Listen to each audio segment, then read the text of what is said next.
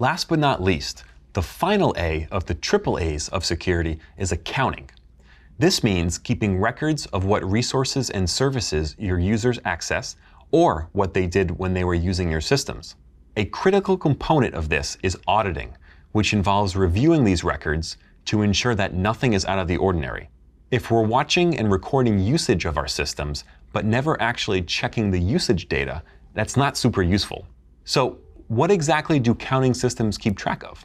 Well, that depends on the purpose and intent of the system. For example, a Takacs Plus server would be more concerned with keeping track of user authentication, what systems they authenticated to, and what commands they ran during their session. This is because Takacs Plus is a device access AAA system that manages who has access to your network devices and what they do on them. Cisco's AAA system supports accounting of individual commands executed, connection to and from network devices, commands executed in privileged mode, and network services and system details like configuration reloads or reboots. Radius would track details like session duration, client location, and bandwidth or other resources used during the session. This is because Radius is a network access AAA system, so it tracks details about network access and usage.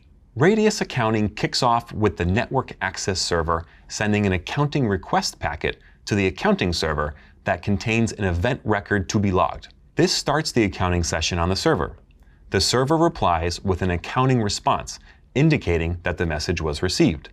The NAS will continue sending periodic accounting messages with statistics of the session until an accounting stop packet is received. Radius accounting can be used for billing purposes by ISPs because it records the length of a session and the amount of data sent and received by the user.